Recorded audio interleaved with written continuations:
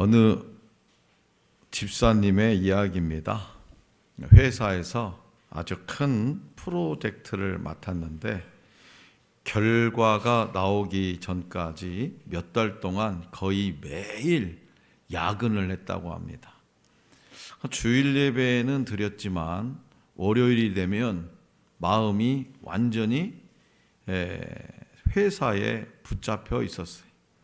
어느 날은 회의실에 혼자 앉아 있는데 문득 이런 생각이 들었다고 합니다.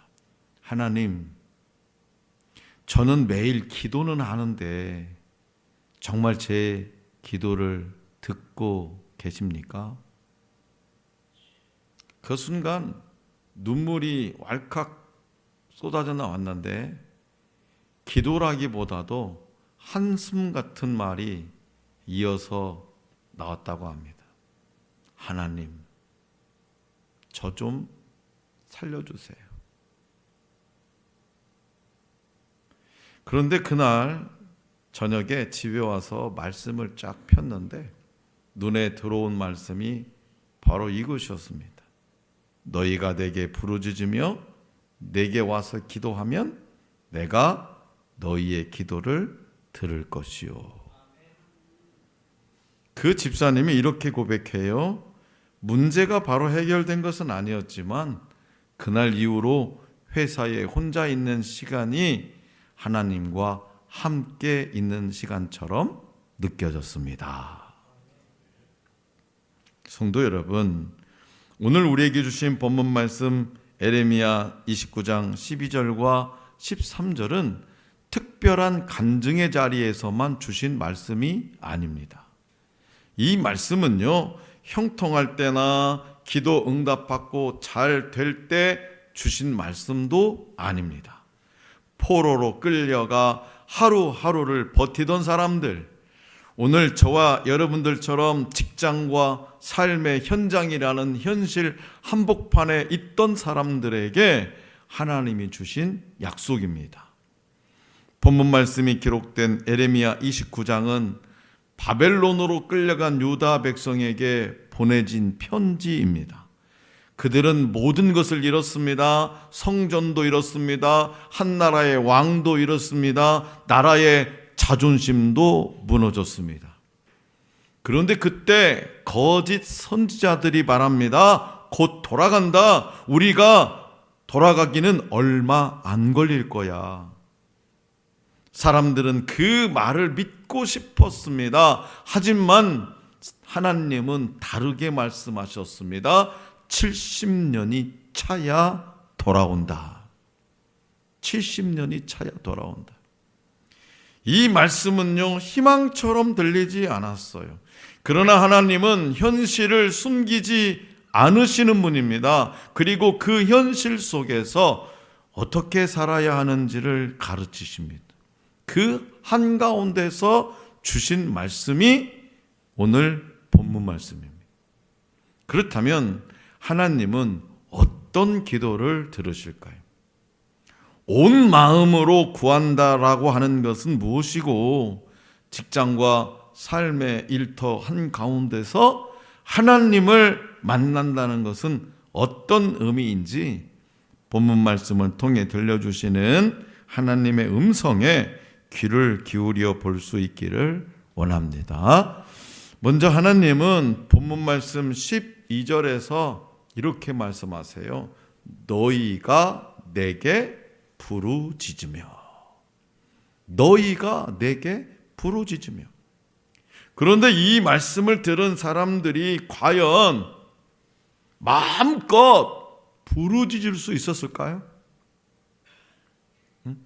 바벨론 포로의 현실은요, 바벨론에 끌려간, 비참하게 끌려간 포로들의 현실은 자기 목소리를 마음껏 낼 수 없는 상황이었습니다. 소리 낼 수 없는 상황, 자기 마음에 있는 것을 표현할 수 없는 상황. 울면 약해 보이고 소리 내면 더 위험해지는 자리였습니다. 그래서 그들의 부르짖음은 큰 소리가 아니었어요. 외침이 아니라 삼켜진 울음이었습니다. 입은 닫혀 있었지만 가슴은 이미 울고 있었던 겁니다. 이렇게 고통이 오래되면 사람은요, 기도할 말조차 사라집니다. 하나님, 하나님, 하나님. 그 한마디도 버거울 때가 있습니다. 뭘 더 기도해야지? 이미 다 말했는데 뭘 더? 그런데 성경은 놀랍게도 그 상태를 기도라고 말합니다. 그래서 사도 바울은 로마서 8장 26절에서 이렇게 고백해요. 다 같이 한번 읽어보겠습니다. 시작. 이와 같이 성령도 우리의 연약함을 도우시나니 우리는 마땅히 기도할 바를 알지 못하나 오직 성령이 말할 수 없는 탄식으로 우리를 위하여 친히 간구하시느니라. 아멘. 말이 안 나오는 상태, 기도문이 안 만들어지는 상태, 그 탄식 자체를 하나님은 이미 기도로 받고 계신다는 거예요. 시편을 보세요. 시편의 탄식시는요, 대부분 이렇게 시작해요. 하나님, 어찌해서 침묵하십니까? 하나님, 언제까지입니까? 도대체 언제까지? 하나님, 왜 말씀하지 않으세요? 이건요, 정제된 기도가 아니죠. 다듬어진 신앙 고백도 아닙니다. 숨막히는 신음에 가깝습니다. 그런데 하나님은 그 탄식들을 성경에 남기셨습니다. 그렇다면 하나님께서는 왜 그렇게 하셨을까? 그것은 바로 하나님은 우리가 부르짖을 수 있을 때만 듣는 분이 아니라 부르짖을 수 없을 때도 듣는 분이시기 때문이에요. 울면 안 되는 자리가 있습니다. 울면 안 되는 자리. 군대 안에서, 그리고 감옥에서, 직장에서, 그리고 가정은요, 울면 안 되는 곳이에요. 가장이 시도 때도 없이 울어봐. 집안 분위기가 좀 쎄해집니다. 엄마가 시도 때도 없이 울어봐. 자녀들이 근심 걱정이 왜 엄마는 울까? 왜 우리 엄마는 저렇게 맨날 울까? 도대체 뭐 때문에 그럴까? 마음이 병들어가요. 자녀들이, 부모들이 울면, 자녀들이 울면. 반대로 그렇죠, 부모들의 애간장이 타는 거죠. 내 자식이 왜 저렇게 괴로워할까? 가정은 울면 안 돼. 웃어야 돼. 웃어.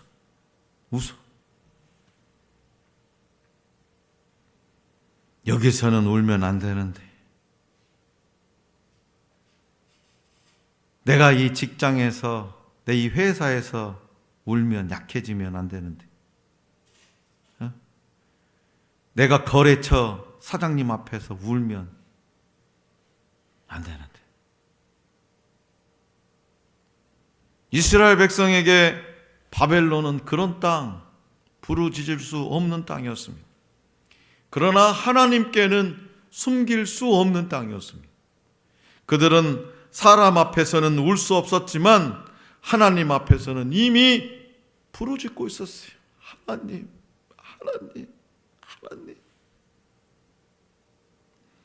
그렇기 때문에 본문 말씀 12절의 부르짖음은 잘 들리는 외침이 아니라 들리지 않는 울음이었습니다. 다시 말해서 이 부르짖음은 소리낸 기도가 아니라 삼켜진 눈물입니다. 그 눈물을 보신 하나님이 이렇게 말씀하십니다. 그 부르짖음을, 너의 부르짖음을 내가 듣겠다.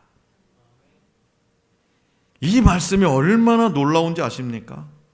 포로가 된 백성입니다.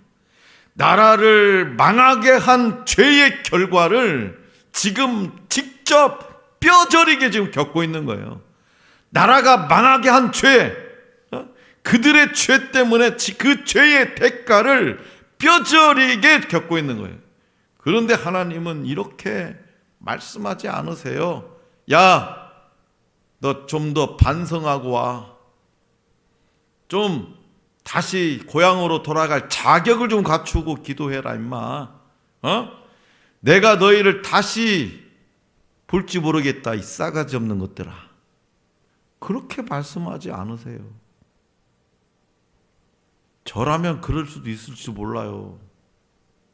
근데 하나님은 단정적으로 말씀하세요. 내가 들을 것이다. 내가 들겠다 이 말이에요. 성도 여러분, 기도의 능력은 기도하는 사람의 상태에 있지 않습니다. 잘 배웠다고 해서, 기도를 그냥 술술술 잘한다고 해서, 아니면 늘 언제나 막 은혜 안에서 산다고 성령 충만해서 기도의 능력이 나타나는 것이 아니라 기도하는 사람의 상태에 있지 않습니다. 기도의 능력은 기도를 들으시는 하나님의 성품에 있어요. 내 기도를 들으신 하나님의 성품. 여러분들 자녀들이 엄마 아빠 나 이러면 네 인생은 네가 알아서 해. 이제부터는 괜히 나한테 징징대지 말고. 그럴 부모가 있습니까? 겉으로는 그렇게 표현할지라도 마음속으로는 내 자식 어떡하니, 세상에 맨날 야근은 디야. 그럼 어떻게 해요? 노동부에 확 고발해버릴까 그냥. 내 자식을 갖다 세상에 매일 예약을 시켜? 뭐예요? 하나님의 성품이에요. 내가 내 사람의 상태가 아니라 하나님 어떤 분이요? 내 기도를 다 들어주시고 때에 따라 알맞게 100% 응답해 주시는 하나님. 기도가 서툴러도, 눈물만 나도, 말이 끊겨도 하나님은 듣는 분이십니다. 어린아이가 울 때 말이 막 또렷해서 부모가 반응합니까? 막 우리 애들이 막 예리가 그냥 인상만 써도요, 저는 똥 싸는구만 준비하고 있는 거예요. 또 막 저녁 때쯤 되면 띵깡 놓자. 졸리는구만 채우면 되는 거예요. 또 막 칭얼대면 배고프고만 밥 먹이면 돼요. 간단해, 세 가지요. 애들 키우는 것은 딱 세 가지. 울음소리 그 자체가 신호예요. 하나님께서 우리의 기도를 들으시는 이유도 같습니다. 저와 여러분들이 하나님의 자녀이기 때문에. 혹시 오늘 이 예배 자리에 오셨지만 기도할 말이 없는 분이 계십니까? 부르짖을 힘조차 없는 분이 계십니까? 예레미야 29장 12절은 바로 그런 사람을 향해 주신 하나님의 말씀이라는 것을 기억하시기 바랍니다. 자, 그렇다면 그렇게 들으시는 하나님을 오늘 우리는 어떻게 다시 만날 수 있을까요? 그 질문에 대한 하나님의 대답이 바로 13절입니다. 다 같이 받들겠습니다. 13절 시작. 너희가 온 마음으로 나를 구하면 나를 찾을 것이요 나를 만나리라. 아멘. 자, 여기서 온 마음으로에 해당하는 히브리어 콜 레바브는 감정이 뜨겁다라는 뜻이 아니라 네 마음을 다하여라는 뜻으로 어떤 감정적인 면보다는 의지적인 측면에 더 강조점이 주어져 있어요. 다시 말해서 하나님과 다른 것 사이에서 갈라지지 않은 상태를 뜻합니다. 하나님과 다른 것에서 우리의 마음이 쉽게 갈라지는 게 뭐예요? 우리의 일상에서 하나님이냐 뭐예요? 이게 하나가 돈 아니야? 돈? 하나님과 돈 사이에서 우리의 마음이 쉽게 갈라지는 것이 뭐예요? 이 돈이라는 것이요.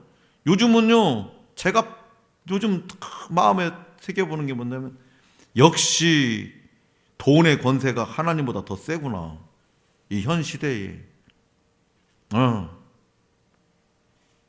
역시 돈의 권세가.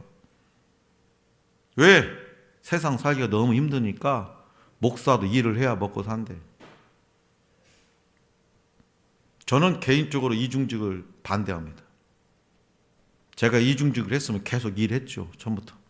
왜 때려쳤겠어요? 저는 그 두 가지, 그 문제를 가지고 진짜 오랫동안 기도했어요. 그런데 목회는 목회고 일은 일입니다. 두 마리 토끼 못 쫓아요. 하나님과 다른 것 사이에서 갈라지지 않은 상태, 그것이 뭐냐? 온 마음으로요. 콜레바브. 이스라엘은 그동안 하나님을 찾으면서도 동시에 자기 계산적이고 우상을 섬기고 빠른 해결을 붙들었어요. 하나님의 기도의 응답, 그 하나님의 때를 기다리지 않고 어떻게든지 빠른 해결. 그래서 하나님은 더 구체적으로 말씀하셨어요. 뭐라고? 나를 찾되 나만 찾으라. 나를 찾되 나만 찾으라. 그러니까 초점을 놓치지 말라는 거예요. 우리 장로님 오늘 말씀처럼 기도. 방향이에요, 방향. 속도가 아니라 방향이라는 거지. 방향을 놓치면 안 된다는 거예요. 나를 찾되 어떻게? 이리저리 두루번거리지 말고 어떻게 하라고? 나만 찾으라는 거예요. 그리고 구하면 찾을 것이요 라는 말씀의 의미는 하나님은 숨어 계신 하나님이 아니라는 거예요. 꼭꼭 숨어가지고 나 없다, 나 여기 있지롱, 안 보일 거야, 더 기도 세게 해봐, 그런 분이 아니라는 거예요.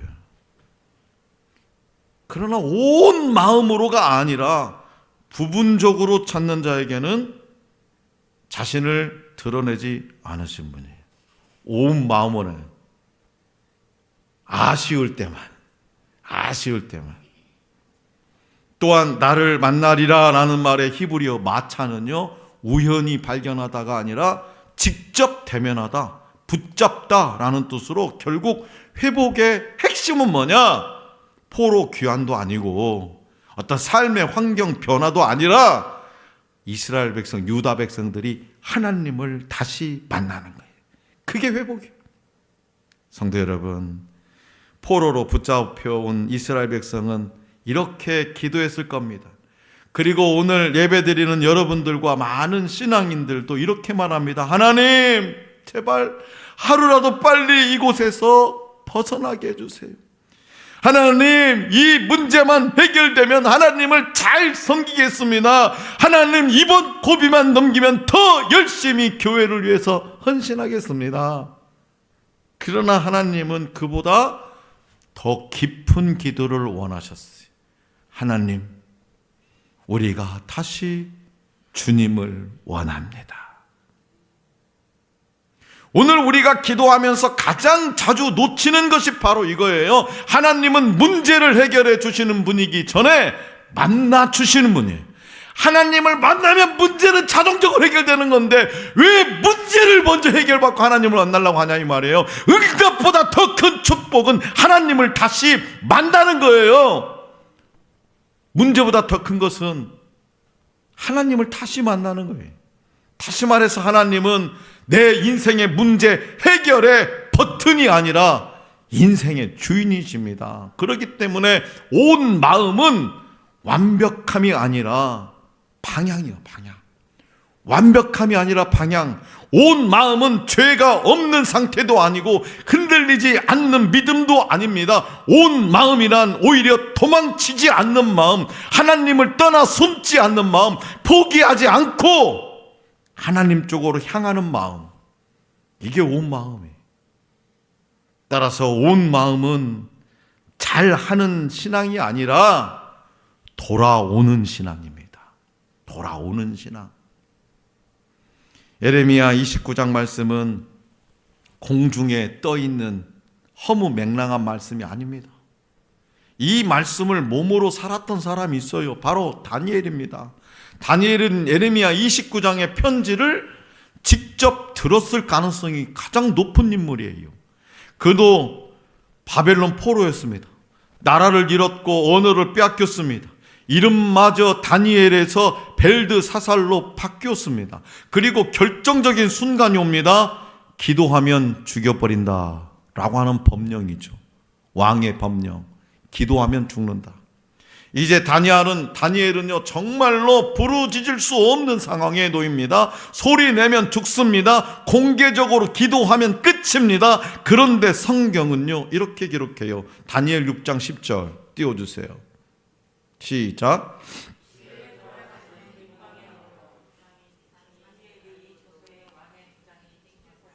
다시요.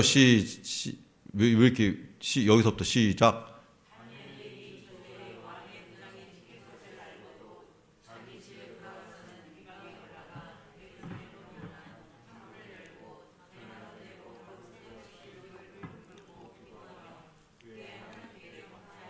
아멘. 자, 이 말씀에는요 다니엘이 외쳤다라는 말이 없습니다. 울부짖었다는 말도 없습니다. 그런데 하나님은 그 기도를 부르짖음으로 받으셨다라는 거죠. 그 이유는 바로 다니엘의 기도 소리는 작았지만 하나님을 향한 마음은 나뉘지 않았다라는 거죠.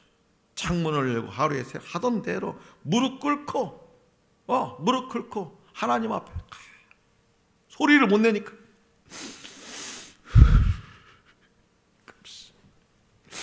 하나님 소리 내지 않고 하나님 감사. 하루에 하던 대로. 근데 이 소리를 하나님은 부르짖음으로 드렸다는 거예요. 에레미야 29장 12절 너희가 내게 부르짖으며 다니엘의 기도는 소리 없는 부르짖음이었습니다.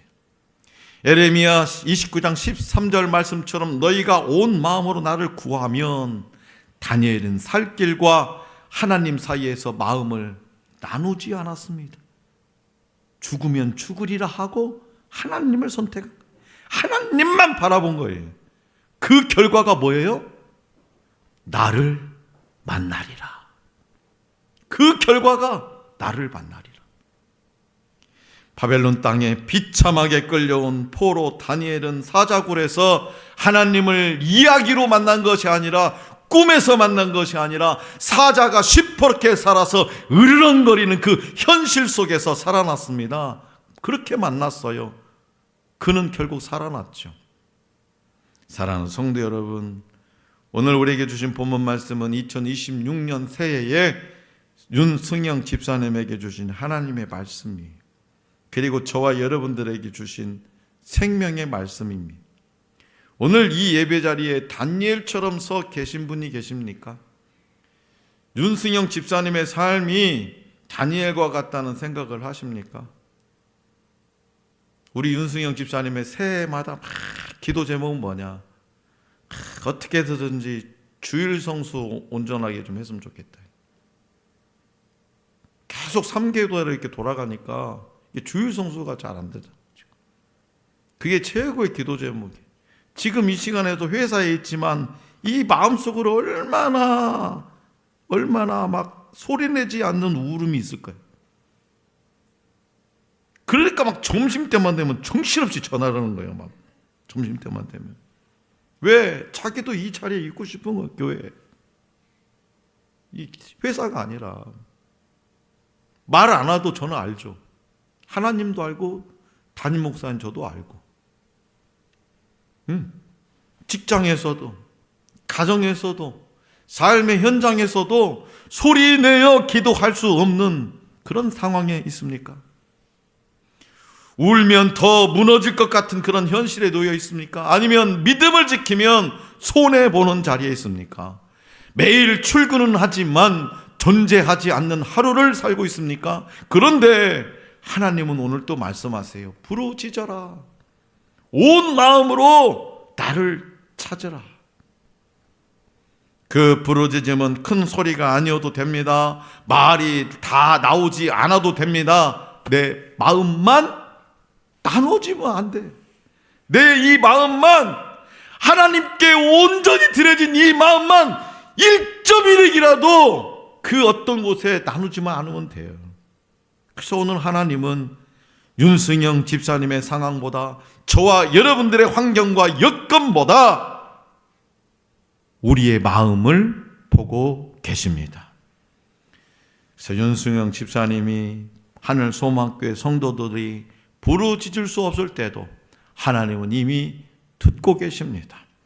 온 마음으로 하나님을 찾는 그 자리에서 하나님은 반드시 자신을 만나게 하십니다.